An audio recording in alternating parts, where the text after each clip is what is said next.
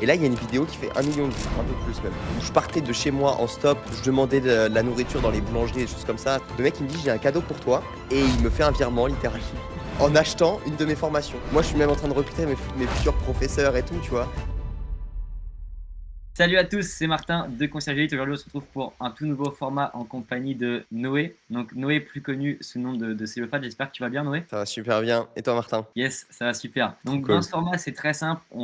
C'est un format podcast, interview. Je vais te poser quelques questions. Et l'idée, c'est que tu nous partages un petit peu tout ton parcours entre le moment où tu as commencé à entreprendre jusqu'à maintenant pour que les personnes qui regardent cette vidéo puissent s'inspirer de ton parcours. Donc, est-ce que tu peux te présenter rapidement, me dire ce que tu fais dans la vie, etc. Trop bien, trop bien, trop bien. Et ben écoute, déjà, merci beaucoup pour l'invitation, Martin. Je suis très content d'être là. J'adore faire des podcasts. Donc, moi, je m'appelle Noé Perret. J'ai 21 ans. Actuellement, j'ai une chaîne de co-living avec mon associé Enzo, un ami qui est devenu associé depuis 2 mois. Là, le focus actuel, c'est de développer ça. Donc, on prend des biens immobiliers où on permet dedans à des entrepreneurs de vivre ensemble, de vivre en communauté avec un bon entourage sur du long terme. Et voilà mon focus actuel et qu'est-ce que je fais. Ok, super. Et du coup, là, avant d'avoir tout ce système qui est mis en place actuellement, c'est quoi ton point de départ? Pourquoi est-ce que tu Ok. as commencé justement à entreprendre? Commencer à entreprendre, alors ça remonte vraiment à quand j'étais jeune, 10, 11, 12 ans, 13 ans. J'ai toujours fait des trucs. Je m'ennuyais un peu à l'école, je kiffais le business, je kiffais gagner de l'argent, je sais même pas trop pourquoi, mais j'ai toujours fait plein de choses. Donc vraiment là, il y a une liste de choses interminables. Quand j'avais 17 ans, je m'étais lancé un peu comme ce que vous faisiez un peu, je sais pas si vous faites ce que vous faisiez avant. Tu sais, je nettoie. Moi, c'était plutôt les jardins chez les gens. Je faisais des business, j'étais dans le physique, tu vois, j'aidais, je rendais du service. 18 ans, ensuite,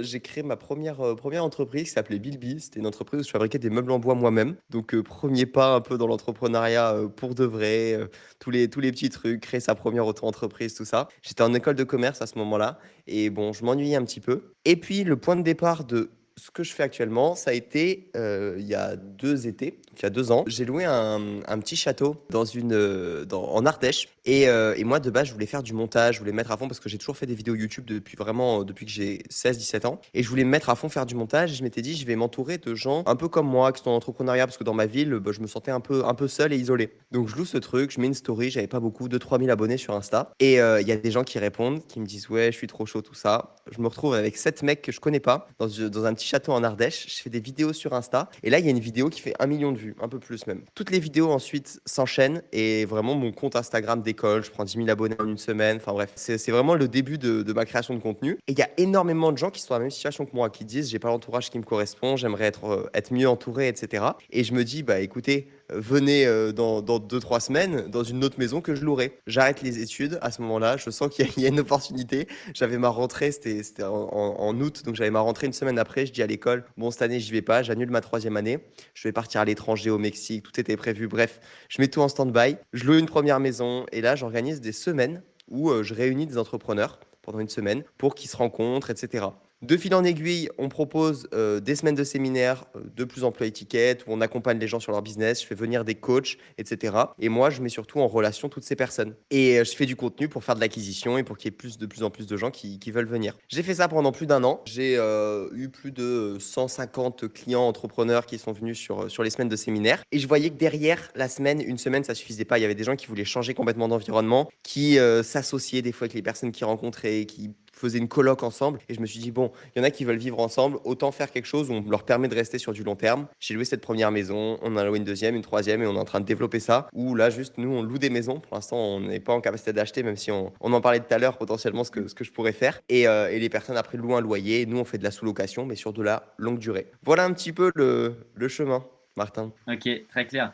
Et c'est un chemin qui est quand même assez dense, alors que tu as commencé au final il y a combien de temps? Il y a 2 ans, c'est ça? Ouais, bah, il y a 2 ans. Après, il y a toujours, comme je te dis, il y a toujours eu des projets, toujours eu de l'apprentissage, des vidéos. Moi, j'ai jamais trop fait de pub. C'est tout en organique, pratiquement mon business. Et parce que j'ai toujours fait des vidéos. J'adore ça. À la base, moi, j'aurais été créateur de contenu, je pense, plus qu'autre chose. J'ai toujours fait des Ouais. vidéos sur YouTube, ce genre de choses. Et donc ça fait longtemps. Donc les graines que j'ai semées, entre guillemets, qui portent ses fruits aujourd'hui. J'ai des clients là aujourd'hui qui me disent, ça fait 3 ans que je regarde tes vidéos, tu vois. Donc, ouais. Ouais. Bah, justement, j'ai une petite question par rapport à ça qui rebondit sur le système que tu as mis en place. Mais juste entre parenthèses, c'est d'ailleurs sur tes vidéos où nous on a commencé à se mettre en coloc avec les gars parce que de base j'y étais seul avec Ryan, on avait créé notre activité de conciergerie ensemble. Là actuellement du coup on est en colocation, il y a Lilian, Edouard, Marceau, Hugo, Ryan et moi, plus Axel, donc on est 7 et on est tous en coloc du coup, mais de base on travaillait ensemble, on s'entraidait, on faisait beaucoup de calls et c'est en voyant tes vidéos, justement je me rappelle c'était en été, c'est Lilian qui avait partagé un de tes réels directement sur le groupe Insta. Et on s'est dit, mais pourquoi est-ce qu'on fait pas une coloc? Parce que c'est beaucoup mieux en fait, tu vois. Et c'est comme ça qu'a Ouais, émergé l'idée de faire une coloc. Après, on n'a pas démocratisé le truc comme toi tu as fait, mais le fait de vivre avec ses potes, de faire du sport avec ses potes, de travailler avec ses potes, bah en fait, ça crée un mindset, un environnement qui est ultra stimulant. Et je sais pas si vous le ressentez, mais il y a un petit peu l'ego qui rentre en jeu, du genre, ah ouais, t'as pas envie d'être le dernier levé, tu vois. ah mais bien sûr, ah mais bien sûr, hein. Ça entraîne beaucoup, hein. Ah déjà incroyable ce que tu dis, ça fait trop plaisir. Je sais qu'il y a plein de gens, tu vois, qui ont en fait, c'est évident, on est fait, tu sais, on vivait en communauté avant, on était des hommes préhistoriques, on vivait en tribu et littéralement, on a besoin de ça, tu vois, de la force du groupe. Être tout seul dans un appart de 20 mètres carrés et faire du business, pour moi, ça a aucun sens, tu vois. C'est kiffant et tout, on kiffe trop, tout le monde, les gens, hein, nos profils, c'est plutôt des gens qui ont des business en ligne, ce genre de choses. Mais en réalité, sur les moments où on taffe pas, où on n'a pas besoin, enfin voilà, où on n'est pas juste tout seul devant son PC, c'est trop bien, tu connectes, tu fais du sport avec les gens, tu manges avec les gens, tu discutes, ça enrichit, tout le monde s'enrichit, etc. Et ce que tu dis, ouais, la compétition, ça rentre de fou en jeu. Tout le monde tryhard, tu vois, tout le monde se lève. Nous, pendant longtemps, on se levait à 4h30, donc moi, j'ai fait ça pendant plus de 6 mois. En fait, il y avait personne qui se levait pas. On était là, ça fallait attaquer. S'ils se levaient pas, on était en mode qui, enfin, tu vois, naturellement, ils se sont exclus de la tribu, je pense un peu. Et du coup, bah, le bénéfice, c'est que tu passes à l'action, c'est que tu es motivé, c'est que il y a moins de down, tu es moins seul, tu es moins isolé. Non, je suis trop d'accord. Pour moi, c'est le modèle où il faut vivre. Enfin, c'est la meilleure manière de vivre, quoi. C'est clair.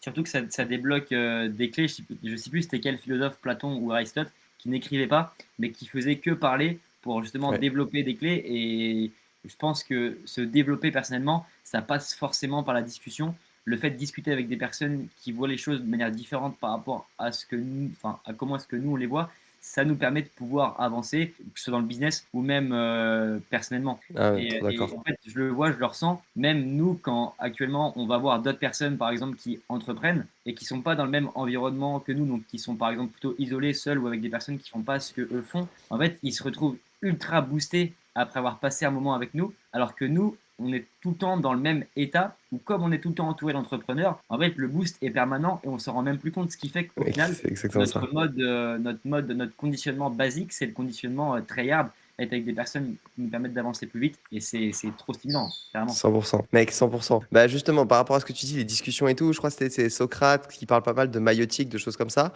où en fait, lui, il va discuter avec les gens et ça fait émerger des choses. Donc il y a cet aspect-là où juste déjà tu donnes des conseils. Et la deuxième chose, c'est juste tu discutes avec quelqu'un et tu sais, enfin en tout cas, tu vois, ça fait sortir des nouvelles choses. Donc Ouais. ça, je suis trop d'accord, c'est trop intéressant.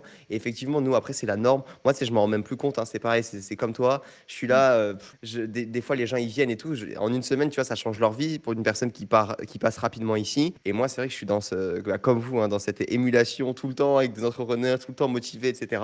Et pour les personnes qui ont un entourage, je pense que le pire, c'est un entourage qui ne te correspond pas, en fait, qui ne comprend pas tes projets. Quand tu parles quelque chose, qui te dit, mais pourquoi tu fais ça? Enfin, tu sais, c'est hyper mauvais pour ton mindset. Et là, c'est des personnes bah, qui se comprennent tout simplement. Donc ouais, totalement d'accord. Nous, d'ailleurs, on permet là, depuis récemment, dans le co-living de Nîmes, à des personnes de venir sur du court terme. Donc, normalement, tu vois, c'est que 6 mois, des gens qui veulent déménager, etc. Et il y en a qui ont besoin de ce petit boost.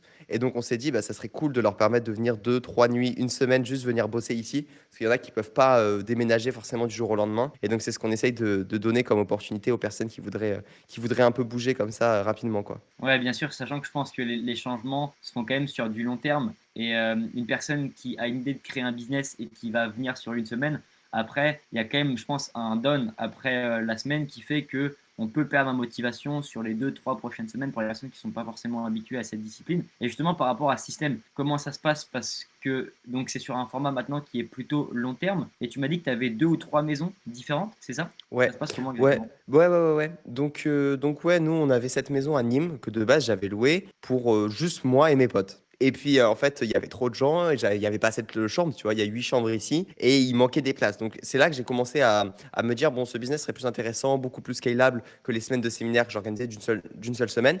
En plus, comme tu l'as dit juste avant, les gens étaient motivés pendant une semaine. Je pense qu'on leur donnait beaucoup de clés. Ils repartaient chez eux avec plein de nouveaux inputs, tu vois, en tête, plein de nouveaux conseils pour leur business, un changement de mindset. Donc c'était intéressant, mais ça produisait pas ce truc sur le long terme. Donc je me suis dit, on ouvre une deuxième maison. Pour ce projet-là, c'est à ce moment-là que je me suis associé avec Enzo. Là, on est en novembre, on est le 28 novembre et on a ouvert la deuxième maison le 1er octobre à côté d'Avignon et notre troisième maison le 1er novembre. Donc là, on est un peu sur une cadence de une par mois et on a la demande, on a des candidatures sur notre site internet, on choisit les meilleurs profils, entre guillemets. Et là, dès 2025, normalement en janvier, on a 2 voire 3 maisons qui vont ouvrir. Et toute l'année 2025, ça devrait rouler avec, s'il y a toujours autant de demandes. Tant qu'il y a de la demande, on va continuer à ouvrir des maisons et là, c'est le Ok. projet, quoi. Et du coup, c'est un système de sous-location où tu vas louer un bien en location longue durée que tu vas après sous-louer. Enfin, c'est un système que Ouais. nous, on connaît parce que du coup, on a une activité de conciergerie, de sous-location. C'est différent parce qu'on loue sur Airbnb et Booking. Mais là, en gros, c'est vraiment genre, tu loues une maison en location longue durée qu'après, tu vas sous-louer à des Ouais, personnes qui viennent travailler ensemble, mais plutôt sur des baux de genre 6 mois. Donc, c'est c'est plutôt de ça. moyenne durée. Ouais, ouais, ouais, c'est de la moyenne durée. Normalement, c'est un an, un bail d'habitation classique. Nous, juste, on a pas mal d'entrepreneurs, tu vois, qui voyagent, etc. Là, par exemple, le mois prochain, on a ici Thomas, tu vois, qui est closer pour entrepreneurs.com, tu vois, qui fait des gros résultats, etc. Qui veut partir à Dubaï quelques mois. Et bah, c'est parfait, tu vois. Il avait un bail, son bail se finit, il bouge. Quand il va revenir en France, sûrement, il reviendra peut-être dans une maison, tu vois. C'est aussi laisser de la flexibilité aux gens. Nous, pour le côté orga, on met quand même 6 mois parce qu'on n'a pas envie que tous les mois, il y ait besoin de trouver quelqu'un de nouveau. Et en plus, bah, tu vois, ça crée un peu une équipe, une routine, une famille au sein de la maison. Et ouais, donc c'est du 6 mois minimum. Nous, c'est de la sous-location. On trouve des propriétaires qui sont OK avec ça. Et nous, on a notre marge dessus. Mais le but, c'est d'acheter des maisons pour faire de l'immobilier, forcément pour nous. C'est ça qui va être plus intéressant. Et nous, le but, c'est de proposer des baux par mois, comme les personnes, comme le prix qu'elles pourraient payer en prenant un appart toute seule en ville ou peu importe à un autre endroit, avec de 650 jusqu'à 800, un peu plus de 800 euros, voire 900 si on loue des studios qui sont au sein des maisons. Mais voilà, tu vois, c'est le prix classique un peu que les gens devraient payer. C'est ça qu'on essaie de proposer. D'accord, ok, ok, ça marche. Je vois le système, parce que c'est vrai que là, pour le coup, pour l'investissement derrière, il y a cette partie où tu rentres de l'argent avec les rentrées locatives, donc avec les loyers qui vont payer les personnes.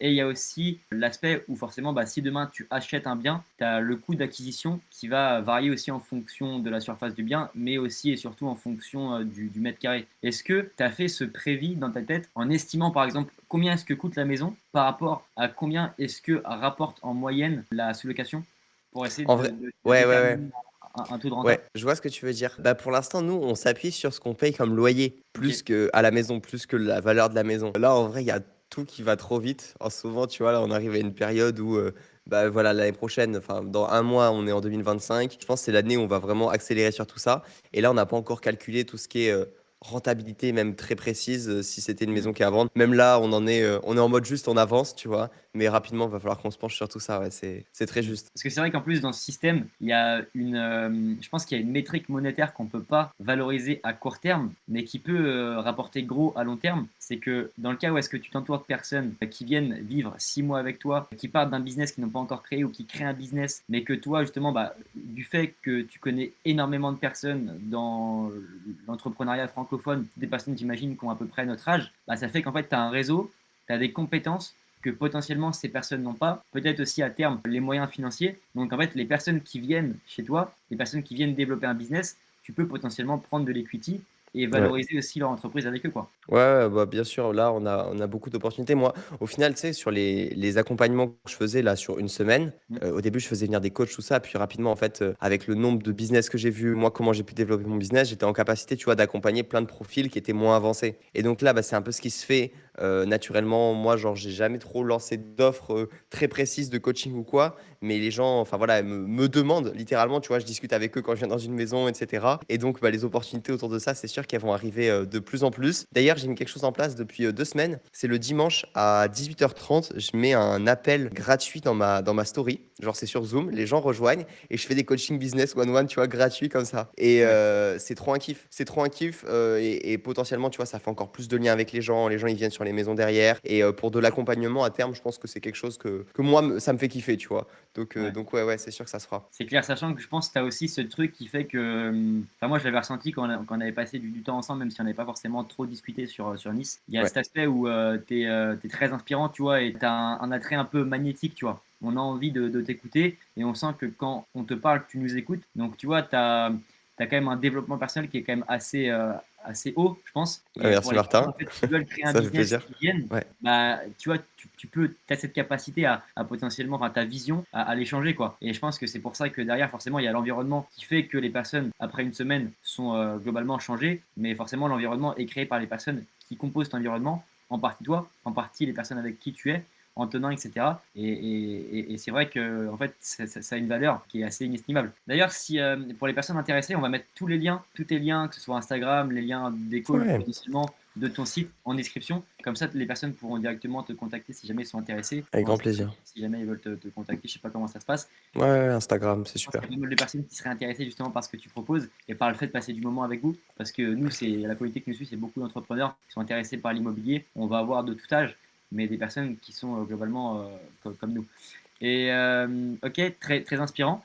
Et si on parle plutôt des expériences que tu as vécues, c'est quelque chose qui m'intéresse. C'est toi, les échecs que tu as pu vivre, comment est-ce que tu les as surmontés? Et surtout, est-ce que tu as une stratégie qui te permet de développer des skills en fonction des erreurs que tu fais, tu vois, qui te permet de Ok, pouvoir t'améliorer? ça, c'est un truc justement, je l'ai un peu théorisé, il y a quelques mois, alors que c'est des Ça choses qui sont m'intéresse. arrivées bien plus tôt dans ma vie. Mais j'ai compris que un des facteurs qui m'a beaucoup impacté, c'est ce que j'ai fait quand j'étais en école de commerce, c'est que je m'ennuyais, que j'avais 18 ans et j'ai fait beaucoup de voyages sans argent. Beaucoup, j'en ai fait quelques-uns et en fait, ça a été des moments où j'ai été, face à moi-même, tu vois? Dans des galères, genre monumentales et où la vie m'a toujours rattrapé et où je m'en suis toujours bien sorti. Et je me suis rendu compte qu'en fait, en gardant, tu vois, plus ou moins, foi en la vie et en ayant, confiance dans ce que l'avenir me réserve, je m'en sors toujours bien. Et donc, je sais pas pourquoi, mais j'ai pas trop peur d'échouer. Tu vois, là, tout ce que je suis en train de faire, je me dis si demain il y a tout qui foire, bah, c'était que c'était prévu comme ça et je vais partir sur un autre projet de plus belle. Donc, en fait, genre, moi, le truc qui me drive le plus et qui m'aide le plus, je pense, c'est que je lance des projets très rapidement. J'ai pas peur de louper.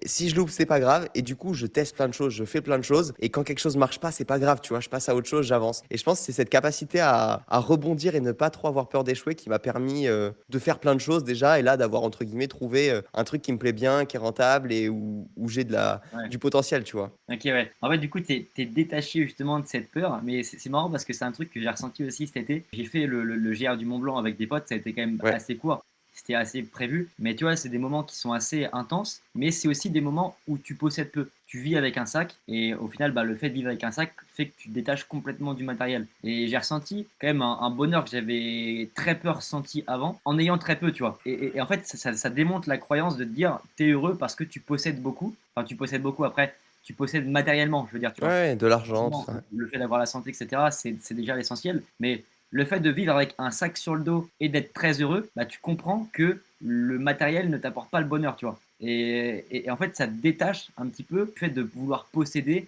du fait de vouloir gagner beaucoup d'argent pour être heureux, parce que tu sais que les deux ne sont pas forcément corrélés et que c'est avant tout un état d'esprit. Mais justement, par rapport à ça, ça m'intéresse. Est-ce que tu pourrais nous partager un moment qui a été assez intense pour toi dans les voyages où tu es parti avec peu? Ouais, ouais, ouais. Bah, ouais, ouais, non, je rebondis avant sur ce que tu dis, c'est exactement ça. Prendre conscience que tu peux être heureux, bah, là, pour le coup, moi, c'était vraiment sans argent. J'ai fait, la Croatie, la Slovénie, des choses où je partais de chez moi en stop. Je demandais de la nourriture dans les boulangeries, des choses comme ça, à savoir que un magasin sur 2 va te donner un truc, un vieux truc ou quoi, tu vas pas mourir de faim, tu vois? Tu peux littéralement t'en sortir comme ça. Tu te rends compte que, waouh, tu peux être l'homme le plus heureux du monde avec ça. Du coup, bah, après, il y a plus aucune peur et le chemin, il est tout droit. Pour des anecdotes, bon, il y en a un peu partout. Peut-être en Tunisie, c'était très marrant. C'était un super voyage voyage que j'ai fait avec un ami à moi, Moani, que je salue. On s'est retrouvés dans un désert. On avait traversé 90 km de pur désert avec un guide qui nous avait emmenés dans une oasis où après, on n'avait plus trop d'argent, on n'avait pas le droit de dormir. Et du coup, on s'était cachés. On n'avait pas le droit de rester là, en fait. Il y avait des flics tunisiens qui nous cherchaient. On s'était cachés dans le désert. On avait dormi entre deux dunes. C'était totalement illégal. On avait froid. Du coup, on avait fait un feu. J'avais mis du sable dessus pour dormir dessus. Enfin, tu vois, des galères. C'est le stress et tout. Sur le moment, en fait, tu kiffes pas forcément. Mais le lendemain, c'est juste énorme, tu vois. Et on devait Ouais. partir de cette oasis. On n'avait plus d'eau. On mangeait des dattes qu'on trouvait, des dattes sauvages qu'on avait trouvées sur des palmiers. On n'avait que ça à bouffer. On s'était fait prendre en stop par des Parisiens, tu vois, qui nous avaient sortis de cette galère. Enfin bref, c'est des souvenirs de fou, tu vois. Et ouais, ça, tu te dis, ouais, je suis tellement heureux, je suis tellement libre. Au pire des cas, si je loupe tout, je sais que je peux retourner dans cet état où il va m'arriver plein d'aventures, où je vais me développer personnellement. Et c'est hyper rassurant, quoi, tu vois. Ouais, bien sûr. Là, c'est vrai que pour le coup, en plus, c'est poussé, je trouve, Ouais, ouais, un peu l'expérience dans poussé, ouais. l'extrême. Parce que, autant quand par exemple, nous, on fait le Mont Blanc, tu pars d'un point A à un point B, tu sais que tu vas arriver. Toi, tu pars sans savoir où est-ce que tu vas aller. Et c'est encore plus compliqué, je pense, mentalement, à réussir à faire le truc, quoi. Ouais, c'est génial, c'est que du kiff, c'est des aventures. Bon, après, quand tu es dans les galères, en fait, tu comprends pas, enfin, tu comprends pas pourquoi la vie, elle t'envoie ça, tu vois. Moi, j'ai beaucoup de croyances en l'univers, en je sais pas quoi. Tu te dis pourquoi il m'envoie ça, tu vois. Mais tant que ta quête, elle est pas terminée, tant que t'as pas fini l'aventure, bah, tu peux pas comprendre. Mais tu vois, après coup, même s'il faut 2 ans après, tu vas comprendre, ou un mois après, ou juste quand tu auras fini ta galère, tu seras en mode, ah, j'ai compris pourquoi il m'est arrivé ça dans le passé, pourquoi j'ai eu ces galères, pourquoi j'ai eu ces échecs. Ça me permet d'avoir ça aujourd'hui. Et ça, que ça soit avec des voyages, mais que ça soit avec mes projets que j'ai fait avant, avec plein de choses. Tu fais ça pour une bonne raison et ça te sert forcément pour ton futur, quoi. C'est clair, c'est clair. Et ça reprend un petit peu le concept de Nietzsche où il parle du surhomme, tu vois. Et Ouais, il définit le surhomme en étant un être qui est complètement indépendant. Et la sensation que moi je retire aussi d'expériences comme la tienne, c'est que, en fait, tu as l'impression que le toi que tu te crées, toutes les croyances que tu vas te créer en fonction de ce que tu fais chaque jour, par exemple l'entrepreneuriat, le sport, le fait de se voir comme une personne qui entreprend, qui a besoin du matériel pour se sentir heureux, etc. Bah, quand tu vis des expériences qui te sortent complètement de cette routine, en fait, tout ça, ça se décompose en quelque sorte. Et c'est comme si en fait, tu sais que tu peux vivre autrement et que si demain tout s'arrête, bah, tu es OK avec le fait que ça s'arrête et en soi, c'est pas grave. ouais, totalement, totalement. Plus Et, aucune peur. Et du coup, tu multiplies les expériences, tu fais plein de choses, tu apprends plus vite, tu te développes plus vite et ouais, tout avance plus vite, ouais. C'est et tu intéressant. minimises aussi le nombre de regrets que tu peux potentiellement avoir sur ton lit de Ah, mort, quoi. exactement. Ça, Exactement, parce que du coup, ouais, tu as moins de barrières. Et au final, c'est un des premiers trucs de quoi je parle, mais pour moi, c'est assez du coup maintenant naturel. Je l'ai compris en voyant les personnes autour de moi, en voyant les personnes qui venaient sur des séminaires, qui étaient bloquées par des peurs, par des choses, et du coup, qui agissaient plus par peur, tu vois, qui essayaient de vendre. Enfin, mm, toutes les personnes qui n'avaient pas forcément de résultats, c'est qu'elles essayaient de vendre par peur, tu vois, parce que sinon, elles avaient peur d'échapper une situation à laquelle elles ne veulent pas être, sans argent ni rien. Alors que bah, quand tu n'as pas cette peur, tu vas pas parler, tu vas pas prendre ton closing avec une énergie de peur où tu veux prendre l'argent du mec, mais tu veux juste lui donner parce que tu es là, tu es dans le jeu, tu kiffes et tu fais tout par amour. Et c'est là que bah, tout marche beaucoup mieux, tu vois, quand tu plus dans quand tu changes ton énergie et ton approche. C'est ouais, ma bien sûr. En fait, croyance. tu passes, tu passes d'un mindset, au final, si je comprends bien, une personne qui est basée sur des peurs à de l'abondance, en fait, quoi. Se dire que je Ouais. réussisse à vendre ou pas à vendre, c'est pas grave, au final. Ça C'est change rien. ça. Mindset d'abondance, Ouais. mindset d'amour où tu veux juste donner, aider les autres. Moi, j'ai vu beaucoup de coachs passer, tu vois, chez nous, etc. La différence entre ceux qui ont des résultats et ceux qui n'en ont pas, la plupart du temps, c'est ça. OK, il y a les systèmes, OK, il y a les process, OK, tout ça. Mais au début, quand juste tu prends des appels et que tu es face à un client, si tu veux l'aider profondément, la vie, elle te le rend, tu vois. Le client, il Ouais. te le rend, que ça soit lui ou celui d'après. Alors que si tu es dans la peur et que tu es dans l'énergie de prendre, la personne, elle le sent et en fait, elle n'a pas envie de te donner, tu vois.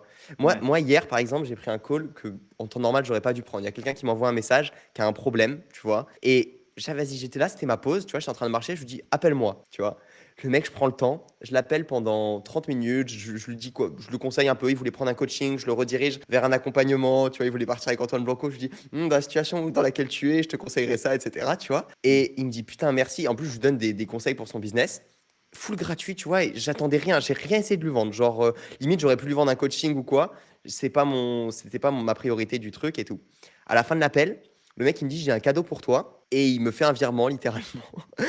En achetant une de mes formations, tu vois? En achetant Reelsor Pro. Alors que je lui en ai pas parlé, j'ai pas essayé de lui vendre. C'est pas forcément sa problématique, c'est pas forcément de ça qu'il avait besoin, tu vois? D'une formation pour apprendre à créer du contenu. Mais il a acheté ça et quand il me l'a dit, il m'a dit: «J'ai pas pris ta formation pour apprendre ça». Il m'a dit: C'était pour se faire un cadeau», tu vois? Juste Hmm. le mec voulait rendre et je pense que ça fonctionne comme ça, tu vois? Juste donne, plus tu donnes et plus il y a de choses qui vont te revenir, quoi. Ouais, je suis trop d'accord. J'ai même plusieurs anecdotes sur ça, mais maintenant sur l'aspect vente de l'accompagnement sur la conciergerie, j'intègre plus forcément la vente. On a des personnes qu'on a accompagnées qui font ça justement pour nous maintenant. Mais tu vois, dès que je prends un appel, en fait, tu as tout le système où tu es censé avoir le script de close au final, Ouais, qui est très huilé. Mais quand t'en sors et que par exemple, tu vois, enfin, je reprends l'histoire, un des premiers calls que j'ai eu, c'était avec un étudiant.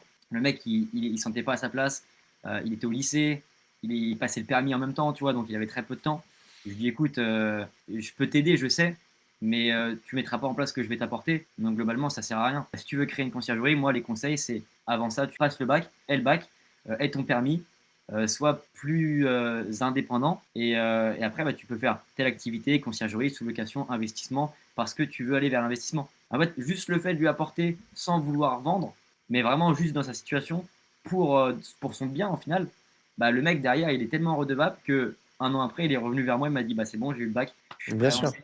En fait, évidemment. c'est le meilleur follow-up possible en fait. Les mecs, tu leur apportes gratuitement, vraiment dans leur intérêt, sans forcément vouloir leur vendre et que eux soient gagnants comme nous on est gagnants aussi, et ça marche, ça fonctionne.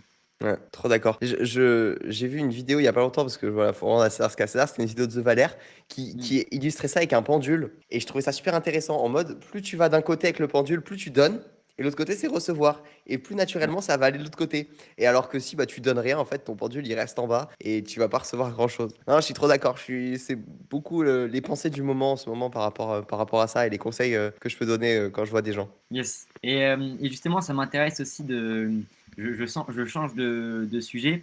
Si on revient par rapport à ce que tu fais toi actuellement, j'aime bien voir un petit peu les fonctionnements parce que c'est vrai que les fonctionnements varient en fonction des personnes. Il y a autant de fonctionnements que de personnes qui entreprennent. C'est quoi un petit peu un daily dans ta vie? Comment est-ce que tu organises tes journées? Ok, en ce moment c'est un peu chaotique. Il y a eu beaucoup de changements ces derniers mois. J'ai un peu voyagé. On ouvre des maisons, du coup, il faut se déplacer en physique, etc. Et là, bon, pour la faire plutôt depuis 2, 3 semaines où c'est un peu plus calme et je suis basé à Nîmes, réveil, on se lève, je me lève entre 5 et 6 heures. Bon, des fois, petit bain froid dans la piscine, c'était la tradition ici. Puis après, essayer de tomber le plus de travail le matin. Voilà, avancer le plus le matin. Là, en ce moment, bah, du coup, j'essaie vraiment de déléguer un maximum de choses. Là, c'est vraiment mon focus en ce moment. Donc, que ça soit toute la partie montage, la partie copywriting. En fait, tu sais, j'essaie d'un peu tout faire. Du coup, tu sais, tu bricoles, t'as pas ton focus où il faut.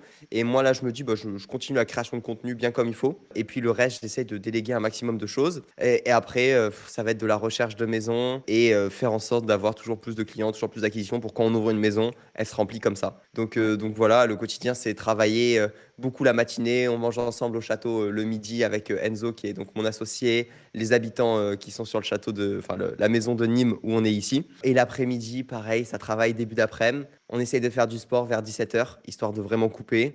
Et puis après, idéalement, ne pas reprendre le travail parce que sinon, tu sais, tu rentres dans une routine où tu te fatigues trop Ouais. que j'ai connu avant.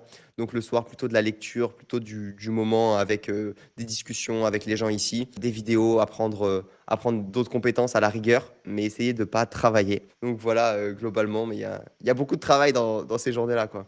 Ok, ouais, bien sûr. Non, mais je me reconnais grave dans le système que tu as, et puis on pourrait parler des heures sur tous les points que tu as abordés. Ouais, ouais, ouais, c'est Mais, ça. mais je rebondis justement sur le fait de déléguer, comme quoi là actuellement tu cherches à déléguer, à sortir de l'opération. Et c'est marrant parce que on en parlait en off. Il y a deux types qui sont pas du tout dans le même écosystème que nous. Ils sont pas dans l'infoprenariat, dans la vente d'infoproduits ou dans le coaching. Il y en a un qui est dans la franchise pure et dure, qui a plusieurs franchises d'achat et revente en France et qui génère quand même des dizaines, s'il serait même des centaines de millions par an. Et l'autre, c'est le mec avec qui on investit, Maxime, qui a fait des achats-reventes de différents SaaS. Et c'est marrant parce que en discutant avec eux, je me suis rendu compte qu'il y avait vraiment deux points que les mecs abordaient et qui priorisaient dans leurs actions quotidiennes pour scaler un business. La première, c'est faire en sorte de toujours développer sa propre brand pardon, est axée sur le market du business. Genre, les actions que eux font en termes de SEO, c'est forcément la vision. C'est aussi après tout ce qui va être gérer les équipes, mais c'est toujours garder la main dans l'opération sur le market, sur le marketing, sur la communication. Ça, c'est une des deux actions qui priorise. Et la deuxième Ouais. action qui priorise, c'est toujours de faire en sorte de s'entourer de personnes qui sont meilleures qu'eux dans les domaines qu'ils vont avoir dans leur boîte. Et en fait, c'est vraiment le recrutement. Genre, on passe peu de temps, enfin moi personnellement, j'ai l'impression que je passe trop peu de temps en termes de recrutement, alors que les personnes que tu vas recruter, c'est eux qui vont avoir un plus gros effet sur ton business. Et les deux conseils qu'ils m'ont donné, en plus les deux vraiment c'est les mêmes, c'est concentre-toi sur ton marketing personnel et de ta boîte et sur le recrutement dans ta boîte.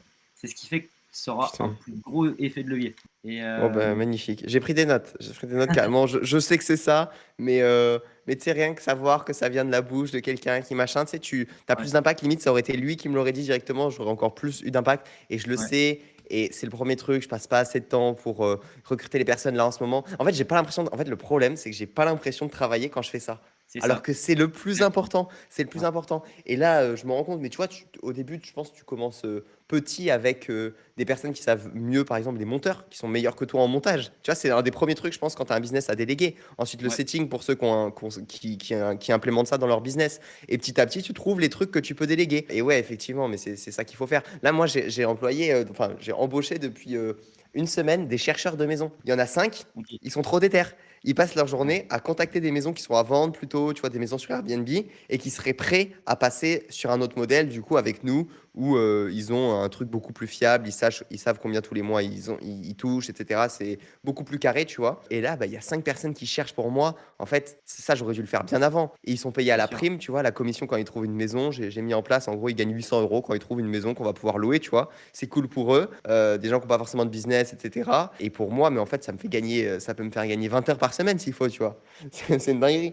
C'est trop puissant. Et pour imaginer le truc, tu vois, j'en avais discuté justement avec Edouard par rapport à ça. En fait, c'est un peu un faux mot du genre, quand tu bosses pas, quand tu n'es pas dans l'opération, tu n'as pas l'impression que tu avances.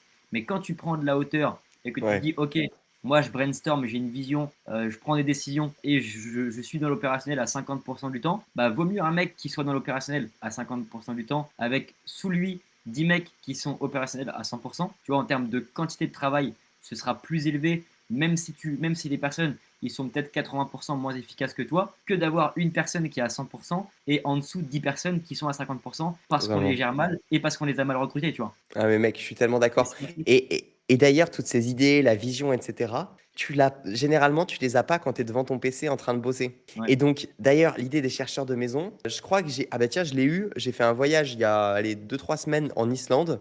2 semaines. Mec, je vais me balader un jour comme ça, tout seul. Au bord, je vais voir une cascade, un truc. Et là, je me dis, mais putain, mais faut à tout prix qu'il y ait des gens qui cherchent les maisons pour nous. Et en fait, on y avait déjà pensé, mais je me suis dit, quand l'entreprise aura grossi, on prendra quelqu'un à plein temps et tout. Mais genre, c'était évident, tu vois, juste donner une prime. Tu peux mettre 100 abonnés en train de chercher des maisons, tu vois. Et il y a trop de gens qui sont derrière le projet, qui kiffent le truc et tout. Et quand il y en a un qui trouve, il prend sa prime. Bon, finalement, je me rends compte, il en faut moins pour pouvoir avoir des personnes qui sont qualifiées, qui représentent bien l'entreprise, etc. Donc, je les manage, mais ça me fait gagner un temps fou et c'est évident. Et je pense qu'il faut aller marcher, il faut aller faire des balades. Moi, quand je bloque, tu vois, sur ma création de contenu, nous, nos maisons, elles sont souvent en campagne. Bon, on va avoir des maisons en ville et tout bientôt. Mais pour l'instant, on a beaucoup de maisons en campagne parce que moi, c'est un endroit où je me sens mieux. Donc là, autour, on a des vignes. Je vais me balader dans les vignes. Tac, tac, tac. Je reviens, il y a tout qui est clair.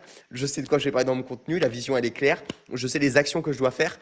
Donc, prendre du recul, comme tu dis, je pense, c'est imagé, mais en même temps, c'est dans le monde physique. Il faut aussi prendre du recul, partir du PC, partir du bureau pour que les rouages se fassent, quoi. c'est clair. C'est pour ça que moi je pratique un petit peu le day mode. Je sais pas si tu connais, mais en gros, c'est un concept où tu te mets dans un mode et tu y tiens. Par exemple, Ok. dès que je suis devant un PC et je suis dans l'opération, où je charbonne, je tryhard, je laisse peu de place aux pensées, tu vois. C'est exécution, exécution et exécuter le plus possible. Mais le moment où je cherche à prendre du recul, là, je fais en sorte de complètement couper de l'opération et dédier 100% de mon énergie au fait de visionner les choses, tu vois. De voir qu'est-ce que je pourrais mettre en place. Et c'est vrai qu'en fait, quand tu bosses, tu as un petit peu la tête dans le guidon et tu as des pensées qui vont venir, mais automatiquement, tu vas les réfuter parce que tu dis que c'est quelque chose qui pourrait potentiellement être intéressant à mettre en place, mais on va trouver des excuses pour pas le faire maintenant parce qu'on a des choses à faire en priorité, tu vois. Ouais. Alors que si on prendrait de la hauteur, peut-être que la chose qu'on vient d'avoir et qui vient de passer dans l'esprit, c'est peut-être plus pertinent que l'action que je suis en train de faire maintenant, tu vois. Et le Ouais. fait d'avoir les deux qui sont dissociés, je trouve que ça permet vachement en fait, de cultiver la vision, de cultiver l'opération, d'être bon en exécution, mais en même temps de savoir où est-ce que tu veux aller et d'aller là où est-ce que c'est le plus profitable pour toi, quoi, au final. Ouais, ouais, ouais. Moi d'ailleurs, j'ai quelque chose que je te recommande vivement pour mes idées que je veux capturer qui n'arrivent pas au bon moment. C'est mon Focus Book. C'est un petit carnet à anneaux, si tu veux, qui est toujours comme ça ouvert à la bonne page. C'est pas un carnet que j'ai besoin d'ouvrir, etc. Il est à ma droite quand je travaille. Il y a un stylo. Je suis en train de bosser. Je suis en train d'écrire un script d'une prochaine vidéo, tout ça. Et là, je me dis, putain, c'est ça qu'il faut qu'on mette en place dans le business. Je l'écris sur le papier et je le sors de ma tête. Parce que comme ça, le papier capture mon idée, me crée pas de brouillard mental, me crée pas une surcharge, un truc en plus. Et moi, je sais que jusqu'à 11h30, ce matin, j'ai la to-do à tabasser. J'avance, j'avance, j'avance, j'avance. Et quand je vais prendre le temps d'aller me balader, quand je vais pouvoir être plus créatif, etc., je vais avancer sur ce point. Mais en fait, les idées, on en a tellement par jour. Je crois on a 60 000 idées par jour, un truc comme ça. Il y en a 99% qu'on a déjà eu la veille. Le pire, c'est ça, tu sais. Le cerveau, il abuse. Enfin, le fonctionnement du cerveau, c'est une dinguerie. Et du coup, là, juste, tu captures ça sur papier et après, tu y reviens, tu vois. Et là, c'est trop bien. Et surtout, moi qui crée du contenu, mon cerveau est fait pour trouver des idées, avoir des idées de hook, des trucs comme ça. Donc quand je suis en Ouais. train de faire quelque chose, tu vois, j'ai des trucs qui me viennent tout le temps et je passe mon temps à écrire. Et écrire, pour moi, c'est le secret qui me décharge le cerveau et qui me permet de me focus parce que sinon, j'irai tout le temps dans tous les sens. J'ai tout le temps des nouvelles idées, tous les 4 matins. Enfin, c'est la première chose que te disent les gens qui vivent avec moi. C'est en mode, ouais, Mm. Noé, depuis ce matin, il a eu 10 nouvelles idées. Tu sais, je vais voir les gens, je suis en mode, ouais, j'ai une idée sur un truc. C'est horrible. Donc le papier, ça aide de fou. C'est clair. Ça permet de se décharger et ça permet aussi de, quand tu revois l'idée, prendre du recul. Prends du Parce recul. que c'est vrai que dès qu'on la voit, on voit que les côtés positifs, alors qu'en vrai de vrai, il peut y avoir des choses qui sont pas forcément très positives. Ouais. Et, euh, et justement, là, en termes de day routine, est-ce que tu aurais un conseil qui est contre-intuitif, mais qui permet d'être plus efficace ou de te sentir mieux dans la vie? Ouais, bah, c'est prendre le temps de rien faire, hein. Parce que tu sais, Ouais, on dit tout le temps, les gens, ils ont les meilleures idées sous la douche. Faut pas, le secret, c'est pas faut qu'ils prennent plus de douche. Faut que plus souvent, ils fassent rien et qu'ils aient pas de musique, pas de podcast, rien dans les oreilles. Parce que tu sais, on est constamment surstimulé là dans cette. Bah, aujourd'hui, tu vois, je vois, même des fois, j'en vois des fois, bah, tu vois, ici, qui mangent tout seul ou quoi. Moi, par exemple, c'est un effort que je fais maintenant quand je mange. Je parle pas, je mange beaucoup dans le silence, tu vois. Pratiquement la moitié de mes repas, ou même si on mange avec d'autres gens, on est dans le silence total pour vraiment prendre le temps, être dans l'instant présent. C'est à ce moment-là que les idées elles viennent, etc. Et c'est ça qui fait la diff plutôt qu'être tout le temps surstimulé, tu vois. ouais, c'est clair. C'est clair. Et ça, c'est compliqué en plus. C'est très très dur. C'est très très J'ai dur de l'impression. prendre le temps de rien faire, de se forcer. Mais en même temps, si tu sors de chez toi sans ton tel, je trouve que tu n'as pas trop d'autres solutions, tu vois. Parce que qu'est-ce qui nous surstimule? C'est quoi? C'est soit les discussions qu'il y a autour de nous, soit les écrans, tu vois. Mm. Donc si tu sors de chez toi, il n'y a personne que tu connais. Et en plus, si t'as pas d'écran, bah t'es obligé, genre. C'est pour ça, aller dans les vignes, moi, c'est le cheat code. J'ai toujours vécu dans des maisons où il y a des vignes autour. J'adore, c'est droit et tout est là, tu marches. Le cerveau, tac, tac, tac, qui part dans tous les sens. Il y a tout qui se restructure, c'est trop bien. C'est un peu comme dans le film Gladiator, tu vois, t'as l'impression d'être un Romain qui va bâtir un empire, c'est c'est trop On stylé. bâtit des trucs, ouais. Et c'est quoi ta vision pour les 3 à 5 prochaines années? Comment est-ce que tu vois les choses? Mec, le chemin, il se trace en avançant. Genre, tous les jours, dès que j'ai une nouvelle idée, je change ma trajectoire de vie. En fait, il y a un an, tu m'aurais demandé ce que je faisais, je t'aurais jamais dit que c'était ça. Il y a 2 ans, tu aurais demandé au Noé ce qu'il faisait dans un an, il aurait jamais su non plus. C'est tellement instable que moi, je fais confiance en la vie. Je pense qu'elle a un plan pour moi et j'avance au jour le jour. J'essaie d'avoir un plan sur une semaine, mais ça varie tellement vite. À la moindre rencontre, à la moindre information supplémentaire qu'on me donne, la trajectoire, elle peut changer, tu vois. Donc, je me laisse porter. Ouais. Surrender. J'ai une pensée en plus par rapport à ça, et je trouve que ça fait sens par rapport à ce que tu dis. C'est marrant parce qu'on est quand même dans un environnement et dans une évolution où on travaille aujourd'hui pour pouvoir profiter demain. C'est-à-dire qu'en fait, on fait en sorte que ce qu'on met en place maintenant nous aide à avoir un avenir qui est meilleur, tu vois, en quelque sorte. Ouais, Même moi, si... je suis pas trop d'accord en vrai. Ah ouais? Ouais, Comment je suis ça? pas trop d'accord parce que moi, le kiff là, c'est aujourd'hui. Genre, Ouais, c'est en mode, là, je prends tellement de plaisir le matin à me lever, mec. Je saute du lit, je travaille toute la matinée, je prends tellement de plaisir à ça. Et si, je te dis, si demain là, je perds tout, que je n'ai plus rien, etc., je te jure que c'est pas grave et que j'ai kiffé. Donc en vrai, bâtir pour le soir de demain, oui, parce que je fais pas d'action qui me mettrait des bâtons dans les roues, tu vois. Je vais pas passer, je vais pas manger des trucs dégueulasses pour ma ouais, bien santé, sûr. Ouais. je vais pas fumer, je vais pas faire des trucs de merde, tu vois. Mm. Mais donc dans ce sens-là, je comprends. Mais en même temps, le kiff, je le fais pas pour l'avoir plus tard, parce que ça, je sais que c'est une illusion, tu vois, je l'ai Bien aujourd'hui. sûr. Mais Ouais. je rejoins en même temps une partie de ce que tu veux dire. Ouais, c'est clair. En fait, c'est vrai que dans ma perception, c'est la même que la tienne, et plus par rapport à la pensée que moi j'ai eue pour moi-même. En fait, c'est dans le sens où on kiffe ce qu'on fait, parce que quand tu prends de la hauteur, bah, tu es en bonne santé, tu vis avec tes potes, tu t'organises ton emploi du temps comme tu veux le faire, tu te sens bien dans ta peau, etc. Tu vois, il y a plein de choses qui font que je suis conscient et je suis plus heureux que 99% des gens. Mais quand je vois mes actions, tu vois, c'est travailler aujourd'hui pour potentiellement avoir des résultats demain, tu vois. Donc, Ouais, on ouais. fait toujours en sorte d'avancer pour avoir un avenir qui est en quelque sorte meilleur, mais sans savoir exactement où est-ce qu'on sera dans ne serait-ce que 5 ans. Alors que quand tu suis une vie, par exemple, lambda, après, bon, on parle du métro, boulot dodo, là, enfin, c'est toujours la même vision. Mais globalement, quand tu as un taf, tu sais où est-ce que tu seras dans 30 ans, tu vois. Alors que Ouais. nous, ce qui est trop stimulant, je trouve, c'est qu'on sait absolument pas où est-ce qu'on sera dans 2 ans. Et ça, Ouais, mais même avant, hein. Moi, je pense tellement. dans 6 mois, je vis dans une autre maison qu'on aura sûrement acheté, je sais pas où en France, j'en sais rien. Peut-être qu'on S'il vivra faut, ça sera ensemble, tu vois. complètement autre chose. C'est possible. Tu vois, franchement, c'est trop bien. Mais c'est cool, ouais, c'est excitant. Et c'est quoi tes sources d'apprentissage, genre, que ce soit dans le business ou plus personnellement, comment est-ce que tu fais pour apprendre les choses? Bah, beaucoup de avant, je lisais beaucoup, maintenant un peu moins, de temps en temps, quand j'ai envie. Le business, ça a été beaucoup les gens qui m'ont entouré. Mine Ok. de rien, le premier que je remercie toujours, c'est Antonin que tu connais, Ouais. qui était le premier vrai humain que j'ai vu faire du business en ligne devant moi. Tu vois ce que je veux dire?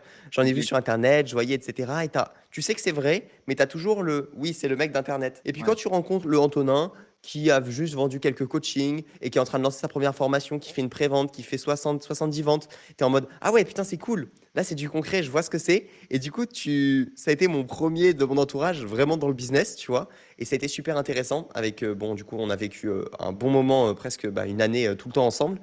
Et ensuite, toutes les personnes que j'ai rencontrées, forcément, bah, j'échange beaucoup. Je vois plein de personnes, que ce soit grâce aux réseaux sociaux, que je rencontre dans la vraie vie, ou même je peux parler voilà, comme toi. Tu vois, là, aujourd'hui, on se fait un call. Bah, c'est là que j'ai appris des choses aujourd'hui, tu vois. Juste avant, on a parlé de moi dans ma situation, qu'est-ce que je pourrais faire pour Mm. monter une franchise, lever de l'argent, etc.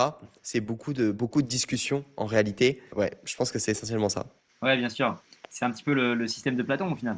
Ouais, ouais, bah, bien sûr, c'est de la discussion, la discussion. Tiens, en ce moment, je parle avec notre ami Oussama Amar. Il a vendu Ouais, un truc, tu sais, où pour 300 balles par mois, tu peux lui parler en ouais. illimité sur WhatsApp. Ah, j'ai vu, J'ai ouais. sauté sur l'occasion. Moi, je le kiffe. J'adore sa manière de parler, sa manière de penser. Je vois que son cerveau va dans tous les sens. Je m'identifie beaucoup. J'aime beaucoup comment il aborde ses conférences, tu vois. Ouais. Et du coup, grosse inspiration pour moi. J'ai pris direct le truc. Je rentre à de ouf. Tous les jours, je lui parle. Là, il m'a donné un contact d'un mec. J'ai pris un call avec. Enfin, tu vois, c'est trop intéressant. Genre, parler avec des cerveaux tu vois, qui réagissent quand tu t'envoies des informations, qui te renvoient des trucs aussi intéressants et que tout le monde grandit comme ça. Je trouve ça génial. Faut trouver les bonnes personnes et après, c'est facile. C'est clair et c'est d'autant plus important justement de se créer un environnement qui est sain, où les personnes te tirent vers le haut. Ben Et c'est oui. ce que tu fais au final dans ton business. C'est pour ça que je pense que c'est tellement d'avenir. Et quand tu réfléchis consciemment et rationnellement à comment est-ce que les choses vont évoluer, bah, le domaine que tu es en train de créer et que tu mets en place, je pense que tu es un précurseur. Les environnements où les gens habitent parce qu'ils ont les mêmes projets, etc., ensemble, bah, c'est tellement d'avenir, quoi. Ça me paraît complètement logique Ouais. qu'on tende vers ça, au final. Ouais, mais ça a toujours été ça en vrai. Les gens se Ouais, sont toujours rassemblés par centre d'intérêt. Quand tu vas faire tel sport ou tel sport, bah forcément, tu t'entoures de personnes qui apprécient aussi ce sport. Vous vivez pas forcément ensemble, mais si les valeurs sont assez fortes pour bien s'entendre, je pense que ça suffit pour pouvoir vivre ensemble, tu vois. c'est clair. Et nous, bah, on en parle souvent avec Enzo, c'est un peu la vision à terme. Quand même, tout à l'heure, tu me disais, c'est vers ça qu'on veut tendre. On a notre idéal de village, etc. Où on aimerait toutes les maisons qu'on a dispersées un peu partout, tu vois, tout réunir. Ouais. Parce que le jour où voilà, on a des enfants, le jour où bah, on fait continuer la vie, tu vois, l'idée, ça serait que bah, permettre à ces enfants de profiter de tout l'écosystème qu'ils peuvent avoir autour d'eux pour peut-être une école plus enfin, assez innovante où il y a plus d'apprentissage par l'action que par la consommation. Tu vois, tu vas à l'école, tu es assis sur une chaise, tu consommes. Nous, c'est l'idéal à terme et je suis totalement d'accord avec toi. Je pense que les gens, si ils ont des valeurs communes, tu peux les faire vivre ensemble et je pense que ça tire tout le monde vers le haut. C'est clair. Ça fait tellement sens par rapport à ce que nous on ressent, tu vois. En fait, avec les gars, on en parle tout le temps, on en parle souvent, mais dans notre vision, en fait, là actuellement, c'est une coloc où on est dans une maison, on est 6 à temps plein dans la maison pour plusieurs chambres, tu vois, donc on échange. Mais en fait, notre vision de comment est-ce que va évoluer la colocation, c'est que dans 10 ans, on sera encore ensemble, mais ce ne sera pas une maison, ce sera 6 maisons dans un lotissement avec, tu vois, les enfants. Enfin, Ouais, en fait, c'est ouais, ça non, mais vraiment c'est faire ça. évoluer le truc. Mais même En fait, c'est pas qu'un truc de jeune au final, parce que ça peut s'évoluer Ah mais non, carrément à des personnes qui sont plus vieux. mec, toutes les Mmh. personnes qu'on appelle pour les maisons, ils me disent, parce que du coup on vise des maisons avec 8, 9, 10 chambres, ils me disent, ah bah c'est marrant, c'est un peu la même chose qu'on nous a déjà proposé sur cette maison, mais le faire pour des personnes âgées. C'est pareil, c'est Ouais, réunir des personnes âgées qui ont les mêmes centres d'intérêt, les mêmes valeurs, qui sont dans le même état forcément plutôt physique, etc., qui ont le même passé, et qui vont juste se réunir parce qu'ils se font chier tout seuls. Et c'est normal, on ouais, n'est pas fait pour être tout seul devant sa télé, tu vois, genre c'est des conneries ça. ouais, Donc ouais, et bah, je comprends totalement hein, votre envie, nous aussi on a la, peut-être les villages s'associeront. Moi, je suis même en train de recruter mes futurs professeurs et tout, tu vois. Ma copine, c'est la future prof de l'école du village, obligé, tu vois. Non, c'est trop incroyable. bien, c'est trop trop bien. Ouais. Même cet aspect justement enfant, on l'avait en tête du genre, enfin, on ne pourra pas envoyer Ouais, nos enfants dans un système éducatif normal. Tu ouais, vois, on est d'accord. j'ai On du est mal à d'accord. sacrifier 15 ans de leur vie, tu vois, pour ça, même 18 ans au final. Mais il y aura un apprentissage qui se fera forcément par l'environnement qu'on va créer. Et justement, pour rebondir par rapport à ça, ce serait quoi le conseil que tu donnerais à ton toi quand tu étais enfant? Continue à faire plein de trucs. Et apprends l'anglais. Après, C'est ma grosse lacune en ce moment. Je prends des appels le matin avec un entrepreneur d'ailleurs, très ok, intéressant, qui est à Istanbul. Et je suis tombé sur la pépite, ça s'appelle Preply le site. Je conseille vraiment à tous ceux qui doivent apprendre l'anglais et qui sont dans une situation comme moi où je devrais parler depuis longtemps, mais visiblement avec l'école, j'écoutais pas en cours et j'ai jamais regardé de série ni rien, donc je parle pas. Premier conseil, et sinon continue à faire des trucs. En fait, moi j'ai compris que c'est le nombre d'actions que j'ai fait qui se multiplie. En fait, c'est une exponentielle. Tu vois, ouais, quand tu fais une action plus une action, c'est pas une action plus une action, c'est une action multipliée par une action qui te donne un truc. Et à la fin, plus tu as fait d'actions, plus tu as de chance. On appelle ça la chance du coup. Mais plus tu as de chances qui arrivent dans ta vie. Mais en bien réalité, c'est sûr, pas ouais. des chances, c'est juste une multiplication d'actions que tu as fait. Ouais, c'est clair. En fait, c'est le fait de maximiser la création d'opportunités qui fait qu'au final, Exactement. l'opportunité, tu la crées par les actions que tu fais, quoi. Et est-ce Ouais, c'est que exactement ça. je suis chaud pour que tu m'envoies le site parce que je t'avoue qu'en anglais, je suis un peu zéro aussi. Ouais, ouais, ouais. Preply, ça s'appelle, je t'enverrai après, Preply. Et t'as des cours à 3 euros, mec, avec des gens qui sont dans des pays moins développés, tu vois, où tu les mets bien et tout. Et moi, j'ai eu beaucoup de chance. Premier mec que je prends, je tombe sur un mec, tu vois, où je paye genre 7 balles par cours. Bon, t'es pas censé tomber sur un mec trop stylé et tout. Et au final, lui, il fait ça juste pour trouver des potes. Tu vois, il kiffe parce qu'il se sent un peu seul au final dans son environnement et tout. Et il dit, j'en prends pas beaucoup. Et du coup, avec moi, mais il se régale. Bon, il a un peu arrêté les autres parce qu'il a plein d'autres projets à côté. Il lance une start-up où en gros, c'est des espèces de panneaux solaires qui créent de l'électricité, mais aussi avec le vent. Enfin bref, c'est tout un truc, tu vois. On parle de ça à chaque fois, on s'appelle, on fait que discuter. Moi, j'améliore mon anglais de ouf. Je lui parle de Ouais, mes projets tous les 2 jours. Lui, il me dit comment ça avance de son côté. Et puis les 50 minutes, elles passent en une seconde. Alors que je détestais l'anglais avant. Donc, je ok. recommande. Et genre, vous parlez full anglais ou français-anglais, histoire que tu Que puisses anglais. aussi. Il parle pas français. Je te jure, j'étais trop nul. Il y a 2 mois, je pensais que je pouvais pas aligner 2 mots et tout. Là, je commence à avoir des discussions normales avec lui, quoi. Incroyable. Ah, ça, c'est game changer en vrai. Je te jure, Pour ça 7 change euros tout. par cours, en plus, c'est tellement. Enfin, Ah ouais, j'en ai pour 90 balles par mois. Et ouais, encore, j'ai pris un mec, tu peux en payer qui sont 2 fois moins cher. Enzo, du coup, j'ai mis tout le monde sur les cours dans la maison. Mon alternante qui travaille avec moi, Enzo, j'ai dit tout le monde, faut qu'on parle anglais là. Faut qu'on soit trop chaud. Si on veut conquérir le monde, on ne peut pas rester dans notre truc en français. Tout le monde prend ouais, des cours. Et il y en a, ils payent des cours à 2 balles 50 à des mecs qui sont en Afrique et tout. Il y a des poulets autour et tout. Ils prennent des calls, ça a aucun sens. Mais incroyable. c'est drôle. Et puis, on rencontre des gens, on apprend, c'est trop bien. Ouais. Puis ça les aide en plus dans leur développement. Et c'est vrai que même l'anglais, tu vois, en fait, le vocabulaire français, il est quand même assez limité. Et le fait d'avoir un nouveau vocabulaire fait qu'on pense aussi différemment. Ouais, Et, ouais, euh, ouais. et je sais Ouais, je plus suis quel d'accord. parlait de ça, mais en fait, nos pensées sont dictées par les mots qu'on a On et les utilise. mots, tu vois, qu'on utilise. Et c'est vrai Ouais, qu'en non, fait, c'est pertinent. avoir un vocabulaire qui est plus développé fait qu'on peut penser aussi différemment et qu'on s'ouvre au niveau de la vision. Et ce serait quoi justement, toi, plutôt à ton toi d'avant, encore une fois, qu'est-ce que tu lui dirais qu'il faut qu'il évite absolument?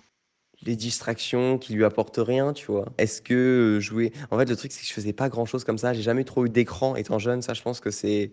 Mais j'ai eu de la chance au final, même si j'avais un peu le seum quand j'étais plus petit, je me sentais peut-être un peu exclu et tout. Mais au final, j'ai toujours fait des trucs dehors, fait des cabanes, fait des trucs. Et il y a peut-être une période, voilà, peut-être début lycée, etc., où je scrollais, tu vois. Bah, un peu comme au final la norme aujourd'hui. Ouais, Mais au final, est-ce que ça m'a apporté des ouais, choses? Pas c'est clair. grand-chose par rapport à vraiment vivre, tu vois, vraiment vivre dans le vrai monde. À la rigueur, ça serait moins d'écran, hein. Le conseil Ouais, que je donnerais, ça serait repousser le plus possible. Après, bah, c'est grâce à ça qu'on est sur cet appel aujourd'hui, parce que j'ai bien fait des sûr. vidéos il y a quelques temps, parce que tout ça m'a amené là. Mais en même temps, ouais, consomme pas trop, quoi. Consomme pas trop Ouais, sur bien des sûr. écrans. Et puis c'est vrai que sans ça, en plus, enfin, on s'en rend pas forcément compte, tu vois. C'est en faisant l'erreur qu'on voit Ouais, après les choses ouais, différemment. C'est ouais, un peu ouais. dans le confort qu'après on sait ce que c'est le confort. Et si on parle toujours justement de cet aspect enfance, si un jour tu as des enfants, si tu en veux, t'aimerais leur Ouais. transmettre quoi, tes enfants? Bah, leur donner toutes les clés pour qu'ils soient le plus libres possible, tu vois? Pour Ok. pas de l'argent, surtout pas de l'argent, mais par contre qu'ils aient la capacité de faire des choix, de savoir réfléchir, de pouvoir entreprendre s'ils le veulent, de pouvoir prendre un emploi, enfin, en fait, avoir le plus d'opportunités possible, tu vois? Et pour ça, il faut Ok. leur donner, bah, des clés, leur apprendre plein de langues, tu vois? Genre, je pense, parler à mes enfants en anglais, en espagnol et en français les 3 premières années de leur vie, de manière répartie, je pense que ça serait le plus beau cadeau pour eux. Les mettre dans une école où on leur apprend pas juste à répéter des trucs, mais on leur apprend à vraiment réfléchir. Moi, je pense que c'est juste leur donner des clés, le plus de clés possible. Ok, ouais. Et tu parlais justement de la liberté, toi, tu valorises quand même beaucoup la liberté au final? Ouais, bah, quand je parle de liberté, en fait, c'est, ouais, c'est te mettre dans une position où, tu peux faire tes propres choix parce que, bah, tu personne qui te met des règles. Après, il y en a toujours, il y a l'État, il y a machin et c'est comme ça, tu vois? Il faut accepter de jouer, après tu peux déménager, tu décides de avec quelles règles tu joues, mais ouais, c'est ne pas avoir le moins de personnes au-dessus de toi qui te disent quoi faire, quoi. Je pense que Ok. ça devrait juste être normal. Ouais, bien sûr, ouais. C'est s'affranchir de de ce qui est mis en place pour Ouais, créer ses propres règles. Et c'est d'ailleurs pour ça, je pense qu'on veut créer nos propres lotissements avec les exactement. propres personnes avec qui on veut vivre, quoi. Exactement, exactement, Et, le village. c'est quoi tes projets futurs pour qu'on puisse conclure sur ça? Ouais, bah là, les projets futurs, c'est on cherche des maisons et des gens à mettre dedans. Mais les gens à mettre dedans, je pense que c'est évident, en fait. Tant que les gens, on arrive à leur faire en mode coucou, on existe, regardez notre projet, ils sont en mode oui, c'est là que je dois aller. Donc Ouais, ça, je m'en fais pas. J'amène du leads. Moi, je fais l'acquisition pour Enzo qui derrière gère tout le monde, met les gens dans les maisons. Moi, je fais du contenu, je suis visible, je fais des podcasts avec toi, je fais des trucs. Et sinon, bah, c'est trouver des maisons. Et on voit où ça nous mène en 2025, si on achète, si on loue 50 maisons de plus. Je sais pas ce qu'on fait, mais on y va, quoi. Faire grossir cette boîte. devenir le réseau numéro un de rassemblement d'entrepreneurs, c'est le but? Bah ouais, ouais, bah ouais, nous on a une communauté. En fait, l'échelle de valeur qu'on crée en ce moment, c'est faire des événements, tu vois, pour que les gens nous découvrent comme ça. Là, par exemple, on a le Nouvel An qui arrive dans un mois, tout simplement, où on va avec 50 entrepreneurs à Marrakech, tu vois, on met des stories, on met des trucs, on a fait un peu d'ads, et il y a des gens qui viennent vers nous, qui vont nous découvrir comme ça, qui derrière finiront peut-être sur un co-living. Tous les Ouais, mois, là, on va faire des ateliers comme ça, là, à Montpellier, après, début d'année prochaine. On va faire pareil une journée pour des entrepreneurs pour qu'ils réseautent avec des conférences, etc. Donc oui, réunir, c'est l'idée. Nous, on a un gros groupe avec toutes les personnes qui sont dedans. D'ailleurs, je pourrais vous rajouter, ça s'appelle VIP du Château. Il y a souvent des opportunités, c'est intéressant. Et oui, l'idée, bah, c'est toujours créer, rassembler. C'est notre mot d'ordre avec Enzo. On s'est rendu compte, on crée des vidéos, on crée des maisons, on crée des trucs, et ça rassemble les gens. Donc continuez dans cette dynamique. incroyable. Et sur le step ultime où vous allez acheter des maisons, faire de la promotion pour concevoir les maisons en fonction de comment est-ce que vous voyez les choses dans le co-living, tu vois, avec, je sais pas moi, une salle de podcast par exemple, Ouais. une salle de conférence, une salle de détente, etc. Ça peut être banger, je pense, vraiment. Ouais, ouais, clairement. Ça Bah là, finira c'est ce par qu'on tendre vers fait dans ça, hein. celui où on est. Celui dont on est là, tu vois, bah là, on a aménagé le salon, c'est une salle de podcast. Il y a 4 micros comme ça, 2 caméras qui sont prêtes à allumer. J'ai l'éclairage en face de moi. C'est Incroyable. adapté. À côté, il y a la salle où les gens ils travaillent en long comme ça, tous focus. Et bien sûr, on va aménager les bons environnements pour. Ouais, carrément, mais c'est trop cool. Bah écoute, je suis vraiment, vraiment content d'avoir pu partager ce moment avec toi. En plus, ce qui est trop bien, c'est que tu es la première personne avec qui j'ai fait le podcast. Il y en a plusieurs qui sont programmés dans les prochains jours et dans les prochaines semaines. Donc encore une fois, bah, on va partager tous tes liens. En fait, Instagram, tout ce que tu veux partager, Ouais, je le YouTube, le mettrai site, super. directement en description.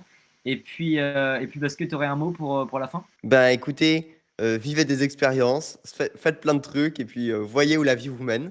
Et un grand merci à toi, Martin, pour l'invitation. C'était un vrai plaisir de discuter avec toi. Avec plaisir, et moi aussi, franchement, j'ai pris beaucoup de plaisir. Bah, je mets tout ça en description. Et puis, bah, bon courage pour la suite et bon parcours. Merci, à toi aussi Martin.